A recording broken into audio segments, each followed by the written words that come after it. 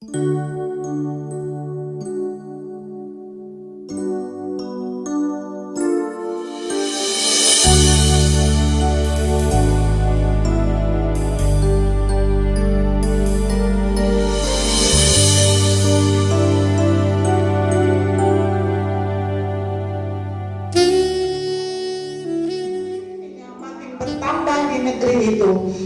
ulurkanlah tanganmu dan jamah segala yang dipunyainya, ia pasti mengutuki engkau di hadapanmu. Maka firman Tuhan kepada iblis, nah segala yang dipunyainya ada dalam kuasamu, hanya janganlah engkau mengulurkan tanganmu terhadap dirinya. Kemudian pergi dari hadapan Tuhan. Haleluya. Saudara dikasih Tuhan, sebagai orang Kristen pasti kita pernah mendengar kisah tentang Ayub. Ayub ini dijuluki super iman, ya pasti. Kalau orang berkata siapa super iman yang ada di dalam Alkitab, anak sekolah minggu pasti juga tahu Ayub jawabannya. Kenapa? Kenapa Ayub disebut sebagai orang yang super iman? Karena Ayub justru mengalami penderitaan di tengah kesalehannya. Haleluya. Jadi Ayub menderita bukan karena dosa dan kesalahan, tetapi justru di tengah kesalehannya lah Ayub menderita. Oleh karena itu maka dia disebut sebagai super iman. Saudaraku yang dikasihi Tuhan, Ayub memiliki 4 hal yang menarik perhatian Tuhan di antara semua manusia yang ada di dunia pada saat itu. Dan ternyata yang menarik bagi Tuhan ini pun juga menarik bagi setan. Karena apa? Setan ingin menghancurkannya. Bukankah pekerjaan setan membinasakan, menghancurkan? Oleh karena itu saat ini kita harus belajar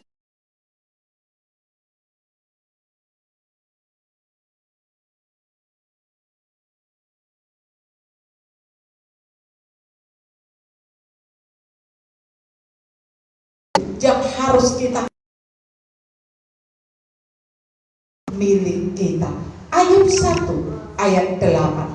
Lalu bertanyalah Tuhan kepada iblis, mau memperhatikan hambaku Ayub, sebab di bumi yang saleh dan jujur, yang takut akan Allah dan menjauhi kejahatan. Haleluya. Ini 4 hal yang sangat menarik hati Tuhan: kesalehan, kejujuran, takut akan Allah, dan menjauhi kejahatan. Ini sangat menarik di hati Tuhan. Padahal Ayub secara jasmaninya orang yang sangat kaya raya, orang yang sangat berpengaruh, orang yang sangat diberkati, termasuk keluarga yang bahagia dengan 10 anak. Tetapi bukan itu yang menarik bagi Tuhan.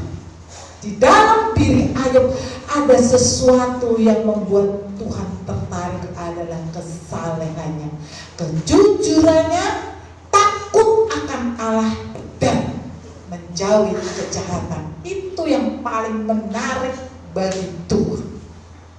Jadi Tuhan itu tidak pernah tertarik dengan harta kita. Tuhan tidak pernah tertarik dengan kedudukan atau jabatan sehebat apapun yang kita miliki. Tetapi Tuhan tertarik kepada sikap karakter hidupmu. Itu yang membuat Ayub sangat diberkati oleh Tuhan. Di samping Tuhan sangat tertarik, ternyata setan pun juga tertarik. Tetapi tertariknya setan adalah menghancurkan. Karena selama ini setan tidak pernah bisa menghancurkan Ayub. Dia selalu gagal. Karena apa? Kita harus tahu, kalau orang yang sudah diberkati, pasti adalah orang-orang yang spesial di mata Tuhan. Saudaraku yang dikasihi Tuhan, setan juga tertarik pada Ayub, tapi ketertarikan setan adalah untuk membinasakan. Karena setan tidak ingin ada orang yang saleh di muka bumi ini. Ada orang yang jujur di muka bumi ini, itu setan tidak ingin. Ada orang yang takut akan Allah, setan tidak ingin. Ada orang yang menjalin kesehatan, setan tidak ingin. Maka dia juga tertarik untuk Allah. Maka di ayat ke-6 mengatakan, pada suatu hari datanglah anak-anak Allah menghadap Tuhan, dan di antara mereka datanglah juga iblis. Sering saya katakan dari mimbar ini, kalau engkau datang menghadap Tuhan, beribadah kepada Tuhan, datang juga setan. Datang juga setan. Tapi setan bukan untuk beribadah. Setan mau mengganggu saudara dan saya. Setan mencoba untuk merusak konsentrasi kita, supaya kita tidak fokus kepada Tuhan. Ini pekerjaan setan. Jadi kalau setiap ada ibadah, itu pasti setan juga ada di situ. Karena dia tidak ingin saudara dan saya ini fokus kepada Tuhan. Dia ingin konsentrasi kita pindah ke arah yang lain, mikirkan yang lain, sehingga hati kita tidak tertuju lagi kepada Tuhan, sekalipun fisik kita ada di dalam gereja. Saudaraku yang dikasihi Tuhan, maka kalau kita datang beribadah, satu tujuan kita, yaitu menyenangkan hati Tuhan. Fokus kepada Tuhan, jangan pikirkan yang lain. Yang lain itu nanti setelah kita selesai beribadah. Kenapa?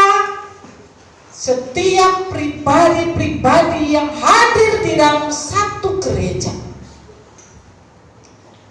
menyanyi bersama, ya kan?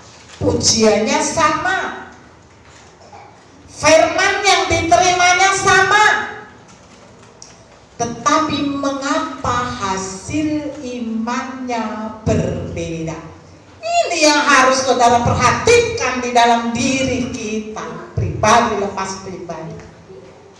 Kok saya datang juga kok beribadah setiap hari Minggu? Saya juga memuji Tuhan dengan pujian yang sama, mendengarkan firman-firman yang sama, tapi kenapa hasilnya berbeda? Ini yang harus menjadi pertanyaan bagi saudara dan saya. Karena ketika kita datang kepada Tuhan, fokus pribadi lepas pribadi kita berbeda.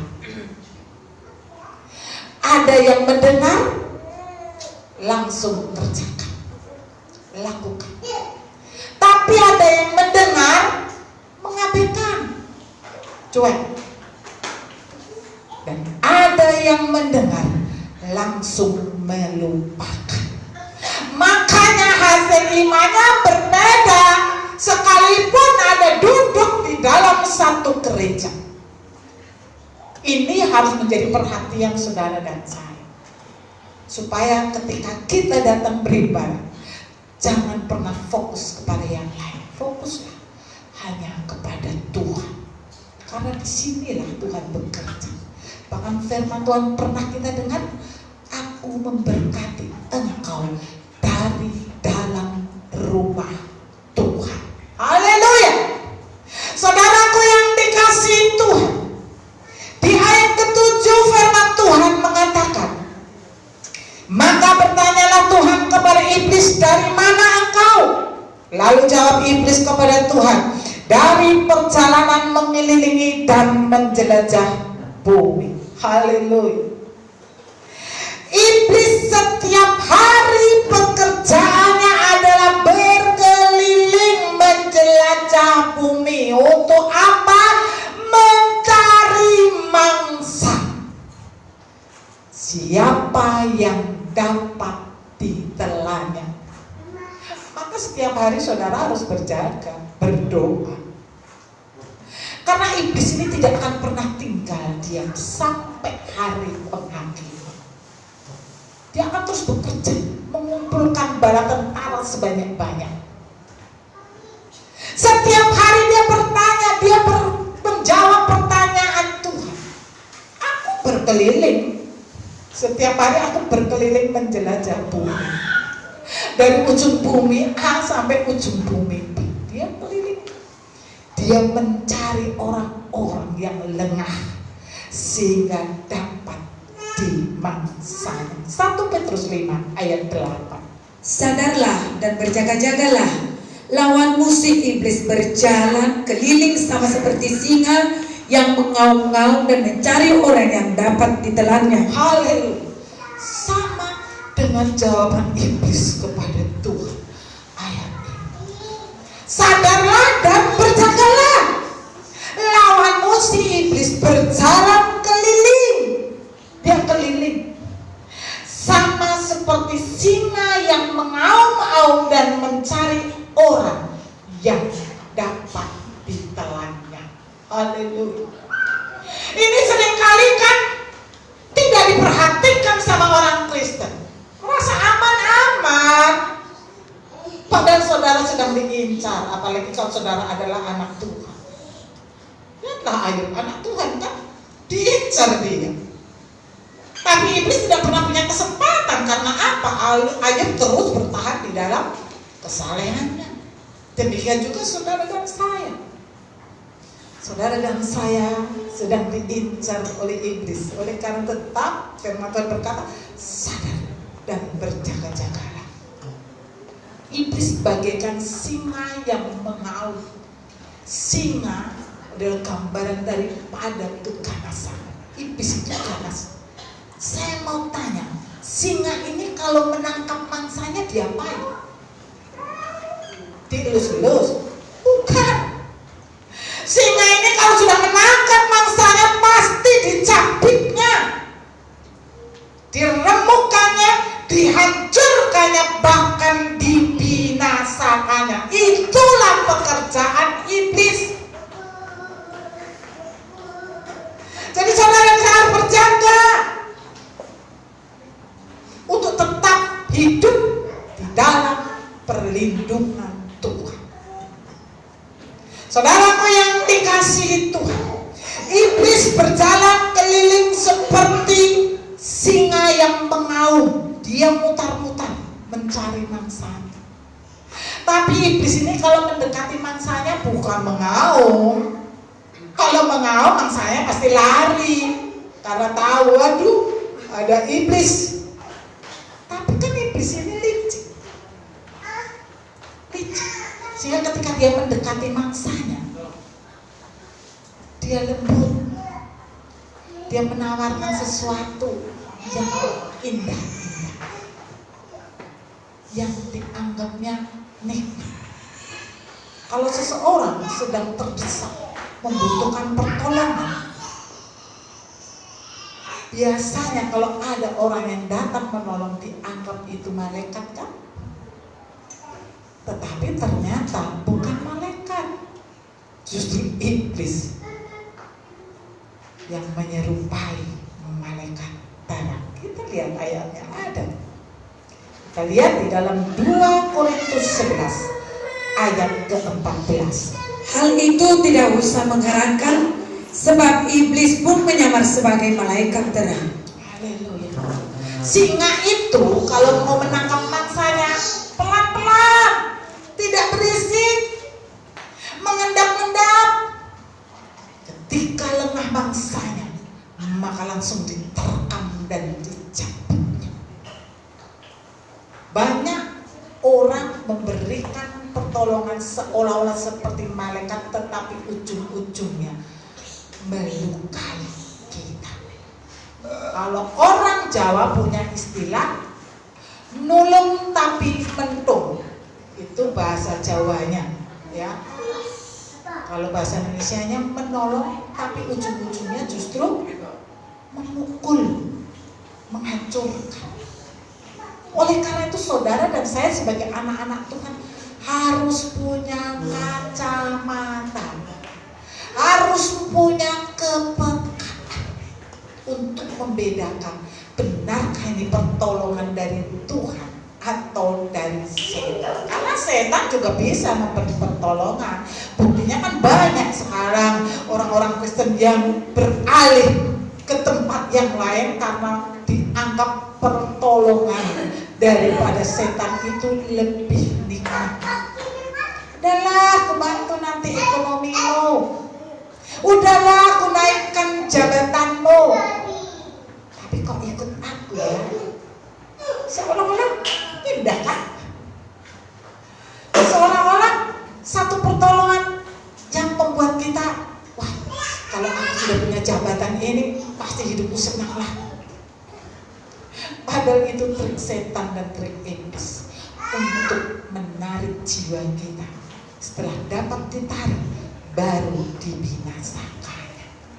Ingat, maka firman Tuhan tadi berkata sadar dan berjaga-jaga.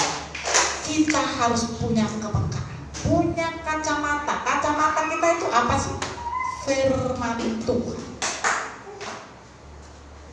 Jadi setiap pertolongan yang kita terima dari siapapun, patokannya hanya dari firman Tuhan. Kalau pertolongan itu akhirnya menjerumuskan engkau, jangan pernah engkau menerimanya. Haleluya. Saudaraku yang dikasih Tuhan, iblis itu lemah lembut, ya, maka dikatakan seperti malaikat terang kan. Kadang-kadang kita kan terkecoh. Banyak manusia itu mulutnya manisnya luar biasa kata-kata, tapi ternyata dalamnya ular berbisa. Banyak yang kayak gitu saudaraku. Mulutnya manis luar biasa, tapi dalamnya ular berbisa. Ini yang paling bahaya, yang seringkali tidak disadari oleh orang-orang Kristen, bahwa dia sedang terjebak di dalamnya. Karena itu saudara dan saya harus tetap sadar dan berjaga-jaga. Minta pemagaran Tuhan senantiasa supaya iblis tidak dapat menjangkau. Haleluya. Ayat 8 dan 9 mengatakan, lalu bertanyalah Tuhan kepada iblis, apakah engkau memperhatikan hambaku Ayub? Sebab tiada seorang pun di bumi seperti dia, yang demikian saleh dan jujur, yang takut akan Allah dan menjauhi kejahatan. Lalu jawab iblis kepada Tuhan, apakah dengan tidak mendapat apa-apa Ayub takut akan Allah? Jadi iblis itu ditanya sama Tuhan, apakah engkau melihat? Tapi jawabannya iblis, ya, apa Ayub akan tetap takut akan Allah kalau tidak mendapat apa-apa. Licik, saya bilang. Iblis itu licik. Jadi dia baru bertanya. Saudaraku yang dikasihi Tuhan, itulah pekerjaan iblis. Berusaha untuk memutarbalikkan apa yang seharusnya dijawabnya. Saudaraku, kita harus tahu. Saya tadi katakan Tuhan tertarik kepada Ayub, melihat kesalehan, kejujuran, takut Allah dan menjauhi kejahatan yang ada dalam diri Ayub. Tetapi si iblis pun juga tertarik, tapi dengan tujuan yang berbeda. Dia ingin menjerat Ayub supaya jatuh dalam dosa. Maka dia mengatakan, memangnya kalau nggak dapat apa-apa Ayub mau takut akan Tuhan? Itu triknya itu, ya. Supaya Tuhan memberikan kesempatan kepada iblis untuk menghajar atau untuk mencoba Ayub. Saudaraku yang dikasihi Tuhan, kenapa selama ini iblis gagal?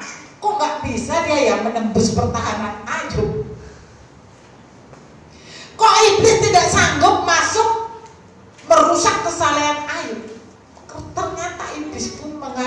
Kita lihat pengakuan iblis ya di ayat yang ke-10. Di sini dikatakan, bukankah engkau yang membuat pagar sekeliling dia dan rumahnya serta segala yang dimilikinya?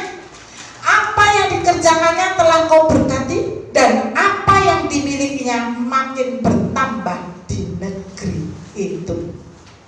Ini adalah pengakuan iblis. Kalau Tuhan sudah memagari dan memberkati, maka tidak ada satupun yang dapat menembus pagar itu, dan tidak ada satupun yang dapat menghambat berkat itu. Artinya, kalau Tuhan sudah memagari hidup saudara dan saya, iblis tidak akan sanggup menembus pagar Tuhan itu. Kalau Tuhan sudah memberkati saudara dan saya, iblis pun tidak sanggup menghambatnya. Iblis tidak mempunyai kekuatan untuk menghancurkan Ayub, karena selama ini Ayub dipagari dan diberkati oleh Tuhan. Haleluya. Maka ada pujiannya mengatakan, bila kau yang membuka pintu, tak ada satupun dapat menutupnya. Bila kau yang mengangkat aku, tak ada yang dapat merendahkanku. Haleluya. Saudaraku yang dikasih Tuhan, kalau Tuhan yang memagari kita, melindungi kita, mengangkat hidup kita, iblis tidak berkutik. Dia tidak sanggup menjamah kita. Oleh karena itu, kita harus terus minta pemagaran Tuhan. Pemagaran Tuhan itu sangat penting. Ingat, apa yang kau miliki, hidupmu saat ini, kalau engkau sampai bertahan sampai saat ini, kita sudah melewati COVID itu sudah hampir 1,5 tahun ya. Dari yang sangat-sangat gencar dan mengerikan, kita pun juga ada rasa was-was, takut, keluar pun takut. Tapi sekarang kita mulai beradaptasi dengan situasi ini, dengan tetap menjaga kesehatan kita. Kita mulai tahu menghadapi bagaimana supaya COVID itu tidak mampu.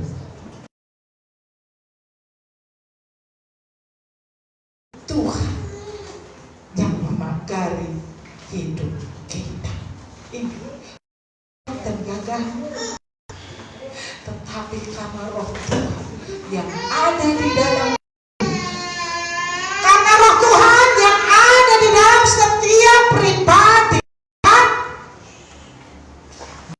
saudara dan saya sadar, saya sampai saat ini ada di tempat ini dengan tidak kekurangan sesuatu apapun. Haleluya.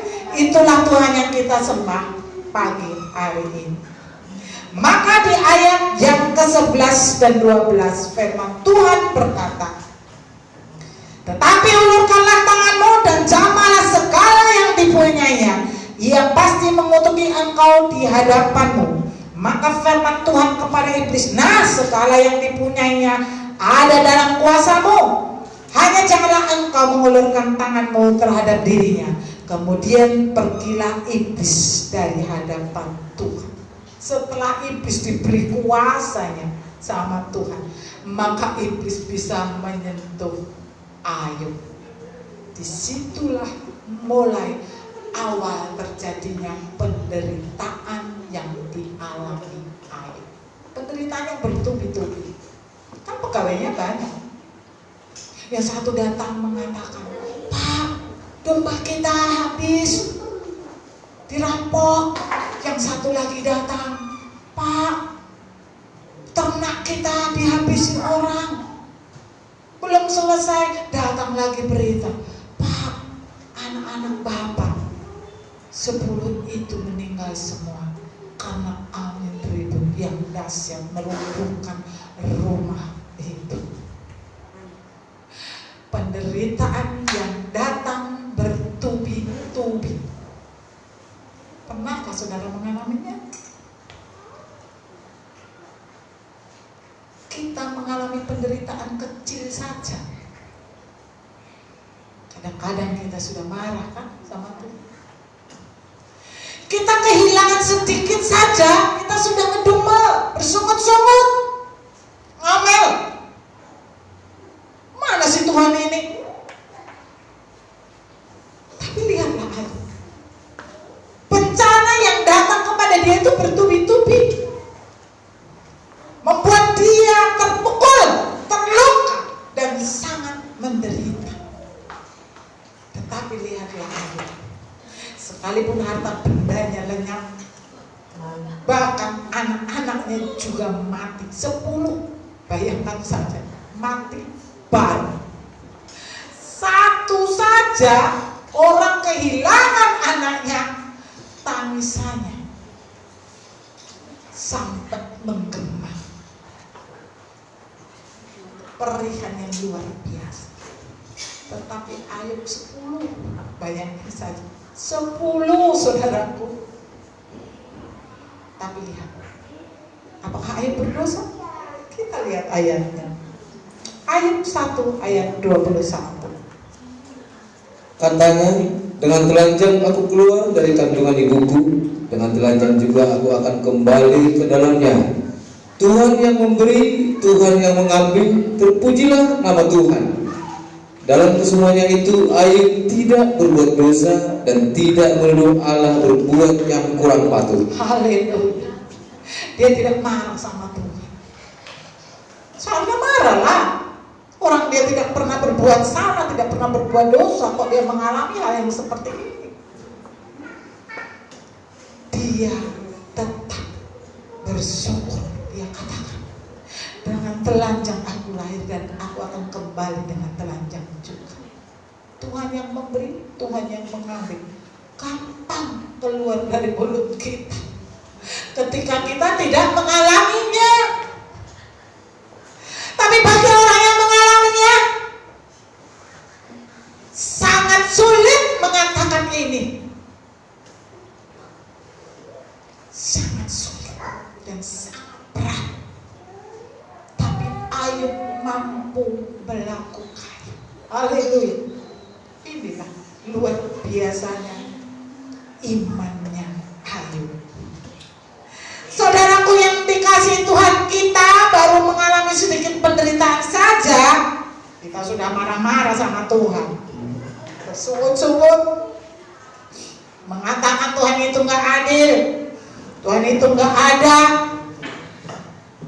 Padahal penderitaan Ayub dibandingkan penderitaan yang kita alami tidak seberapa penderitaan kita.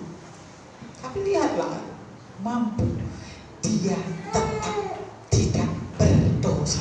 Kalau orang Kristen langsung berdosa ketika mengalami penderitaan.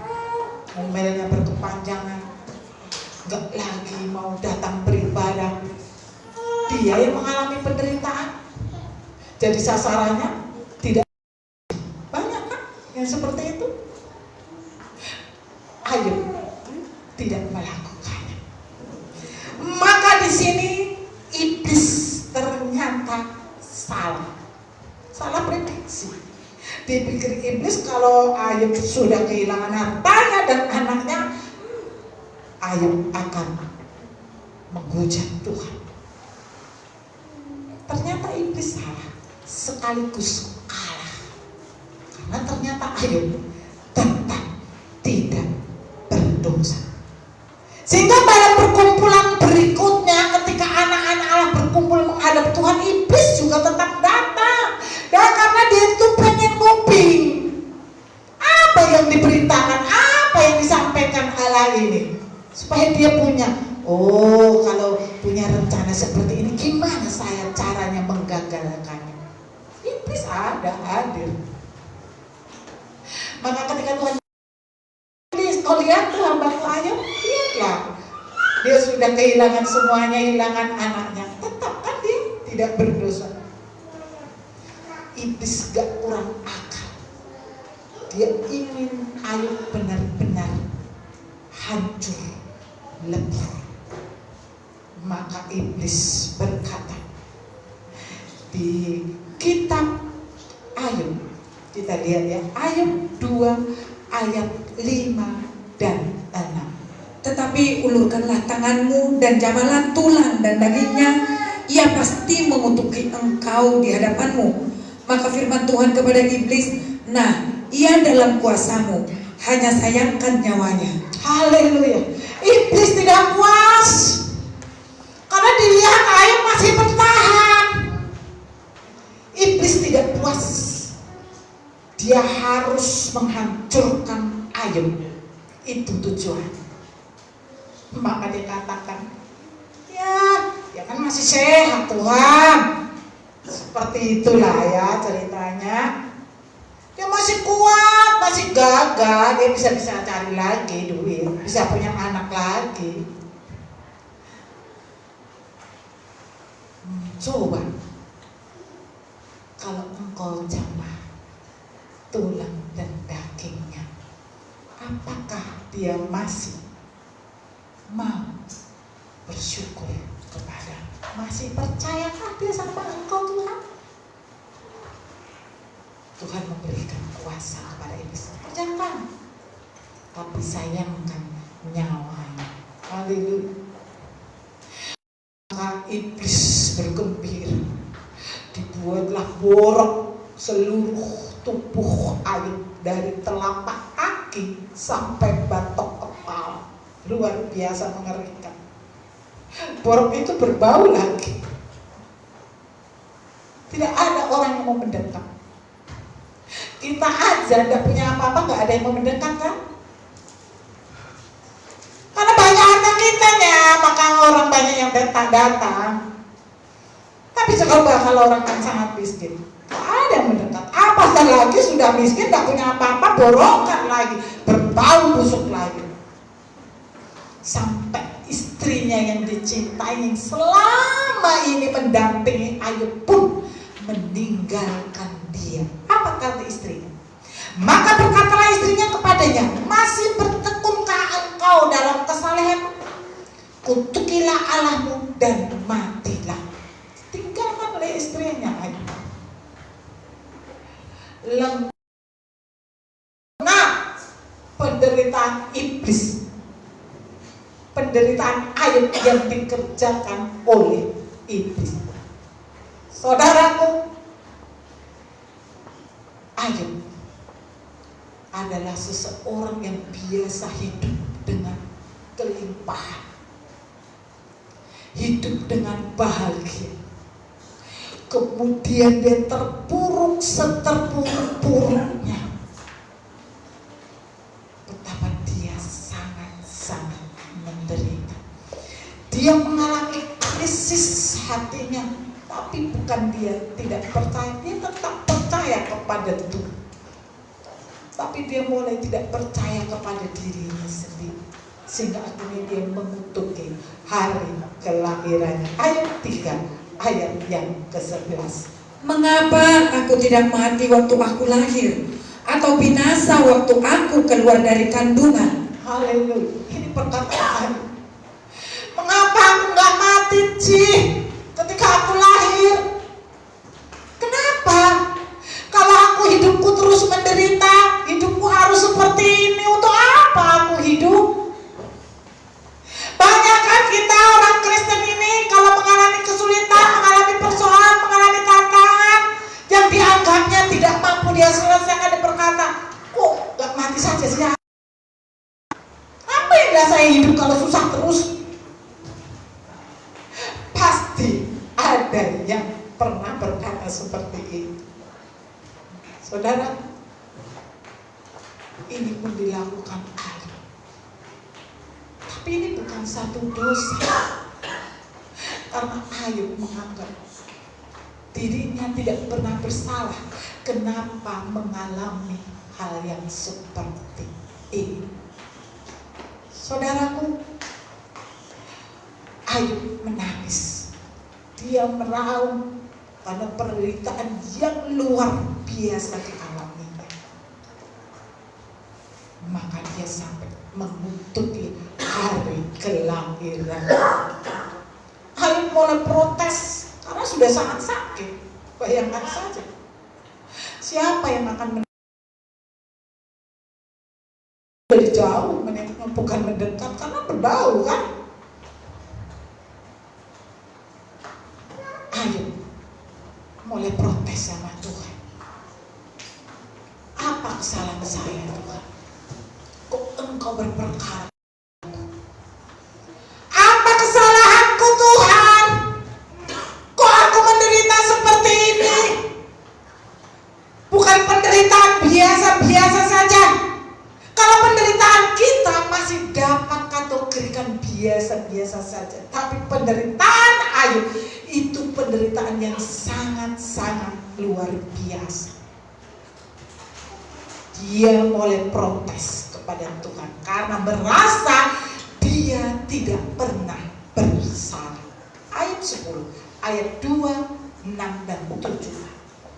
Aku akan berkata kepada Allah, jangan mempersalahkan aku, beritahukanlah aku mengapa engkau berperkara dengan aku, sehingga engkau mencari-cari kesalahanku dan mengusut dosaku, padahal engkau tahu bahwa aku tidak bersalah. Haleluya. Protes, ayo protes. Kita bisa protes sama Tuhan kalau kita mengalami terus penderitaan. Tapi ingat, penderitaan yang sumbernya dari apa dan dari mana.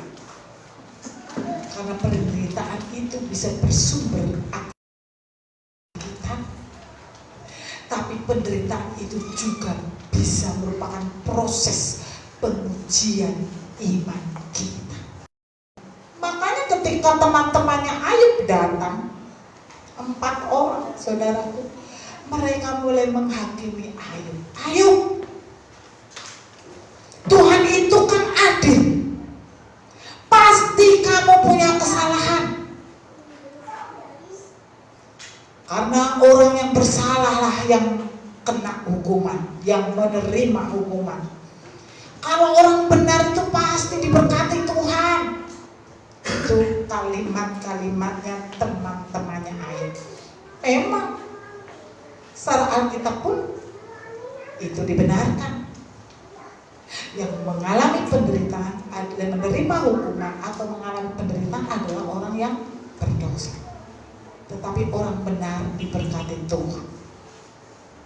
Memang, tetapi tidak 100% semuanya benar. Bahwa semua penderitaan yang dialami oleh manusia ini itu akibat hukuman. Kadang-kadang kita merasakan, kok saya nggak melakukan apa-apa, perasaan nggak pernah aku berbuat salah, kok saya mengalami ya. Inilah yang dialami oleh Ayub. Saudaraku yang dikasihi Tuhan, orang yang bersalah mendapatkan hukuman, dan orang yang benar pasti diberkati Tuhan. Itu hukum tabur tuai yang dikatakan oleh teman-teman Ayub. Tetapi mereka lupa bahwa ada juga penderitaan yang harus dialami oleh manusia, oleh kita, bukan karena penghukuman, tetapi karena proses pengujian yang Tuhan kerjakan dalam hidup kita yang seringkali kita tidak mampu pahami dengan otak kita. Kenapa kita mengalami ini? Tetapi Tuhan kerjakan supaya apa? Supaya kita masuk di dalam rencana Tuhan. Haleluya. Saudaraku, jadi penderitaan yang dialami setiap pribadi kita harus kita cross check di dalam diri kita. Kalau itu akibat kesalahan dan dosa, maka itu adalah bentuk hukuman. Tetapi kalau penderitaan yang kita alami bukan karena dosa, kita sedang masuk di dalam proses pemurnian Tuhan. Yesaya 48 ayat 10. Sesungguhnya aku telah memurnikan engkau, namun bukan seperti perak, tetapi aku telah menguji kesengsaraan. Haleluya. Jadi Tuhan menguji kita ini dalam dapur kesengsaraan, dalam penderitaan. Kenapa Tuhan harus menguji kita di dalam penderitaan? Karena di dalam penderitaan ini setiap orang pasti mencari Tuhan. Ketika kita sakit, sudah dalam keadaan darurat, siapa yang kita cari? Mama kita kah? Keluarga kita kah? Bukan. Pasti yang kita cari Tuhan. Tuhan, tolong saya, sembuhkan saya. Saudaraku yang dikasihi Tuhan, teman-teman, Ayub sudah menghakimi Ayub bahwa Ayub pasti melakukan kesalahan. Maka Ayub menerima hukuman, yaitu penderitaan yang luar biasa. Mereka sudah mulai menghakimi Ayub, padahal ternyata mereka salah. Ayub menderita bukan karena kesalahan, tapi Ayub masuk dalam proses pengujian atau pemurnian iman Ayub untuk masuk lebih dalam lagi mengenal Tuhan. Kadang kalau kita melihat ada orang yang susah atau yang sakit, kadang-kadang mulut kita ini nggak sengaja langsung menghakimi. Iya sih, orangnya begini-begini. Banyak kan? Kita nggak boleh menjadi hakim, karena firman menghakimi. Buktinya teman-temannya Ayub ini juga orang-orang yang takut akan Tuhan. Buktinya dia mengatakan Tuhan itu adil, berarti dia tahu dong tentang Tuhan. Tapi dia langsung menjas Ayub bahwa Ayub bersalah. Padahal ternyata penghakiman mereka kepada Ayub itu salah besar. Jadi ingat, stop untuk menghakimi siapapun juga. Biarlah yang jadi hakimannya Tuhan. Apapun yang dialami oleh teman, sahabat, keluarga, saudara kita hanya perlu mendoakan saja. Saudaraku yang dikasihi Tuhan, tidak selamanya penderitaan itu hukuman Tuhan. Sekali lagi saya sampaikan, penderitaan itu diizinkan Tuhan sebagai cara Tuhan mendekatkan diri saudara dan saya kepada. Melalui penderitaan ini, kita akan datang kepada Tuhan, menangis di hati Tuhan. Apa Tuhan salahku? Apa Tuhan dosaku? Ampuni aku. Jadi penderitaan yang kita alami ada dua versinya. Penderitaan karena hukuman atas dosa yang kita lakukan, dan penderitaan karena proses pengujian untuk kita semakin dimurnikan, mengenal dan memahami Tuhan yang sesungguhnya. Jika engkau menderita akibat dosa, segera bertobat, segera datang kepada Tuhan, minta ampun, melakukan penyucian dan lakukan kebenaran. Tetapi ketika engkau mengalami ujian karena penderitaan karena ujian, engkau sedang masuk dalam proses engkau dimurnikan oleh Tuhan. Jadi kekristenan ini sebenarnya bukan agama, saudaraku. Orang yang menyebut Kristen itu agama, sebenarnya kekristenan ini bukan agama, tetapi kehidupan. Hubungan pribadi kita dengan Tuhan, pengalaman pribadi kita dengan Tuhan. Saudara harus harus alami pengalaman pribadi dengan Tuhan. Kalau saudara ingin mengenal Tuhan lebih dalam lagi. Jadi kalau kita menderita, jangan langsung bersungut-sungut. Kita tanya, apa maksud Tuhan dengan penderitaan? Itu yang ditanya Ayub. Kenapa Tuhan? Aku tidak pernah bersalah, tidak pernah berdosa. Kok aku mengalami penderitaan seperti ini? Tapi ketika di dalam penderitaan itulah Ayub mulai mengenal Tuhan yang sesungguhnya. Banyak orang hanya tahu tentang Tuhan secara pribadi, sedangkan Tuhan mau saudara dan saya ini mengenal, memahami Tuhan yang sebenarnya. Kalau saudara sudah pernah mengalami proses pengujian, saudara tinggal menerima pemulihan daripada Tuhan. Lihat Ayub bukan diam loh, dia protes kepada Tuhan ketika mengalami penderitaan. Kita juga bisa protes kepada Tuhan. Kok Tuhan, kenapa saya mengalami seperti ini? Kita bisa protes sama Tuhan. Tapi cek dulu kebenaran yang ada di dalam diri kita. Saudaraku yang dikasihi Tuhan, jadi penderitaan sering membawa kita untuk mengenal Tuhan lebih dalam lagi. Ayat 42, ayat 5 dan 6.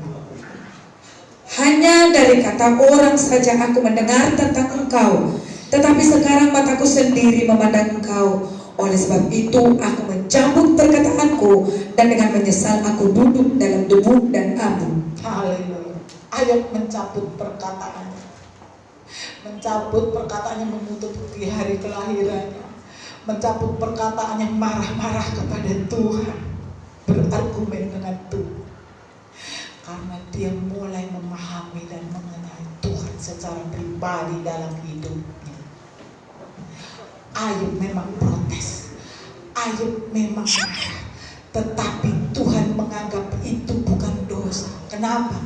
Karena Ayub sekalipun dia marah, sekalipun dia protes, dia tetap bertahan percaya kepada Tuhan, tetap setia kepada Tuhan. Ayub tidak pernah meninggalkan Tuhan. Haleluya.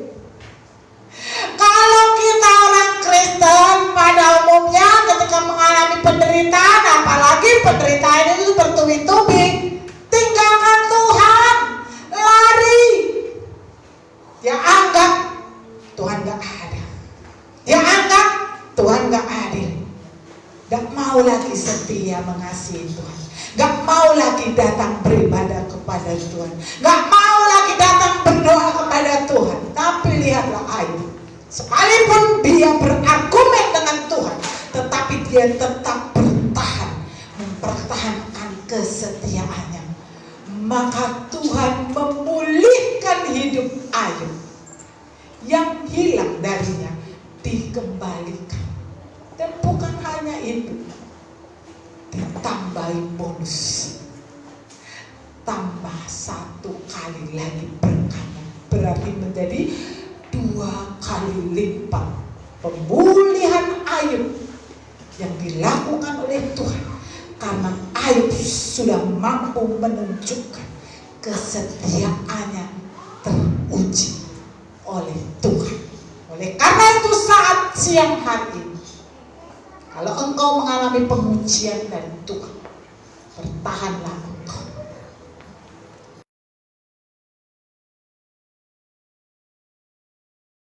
Karena itulah yang dilihat Tuhan, maka Ayub dipulihkan.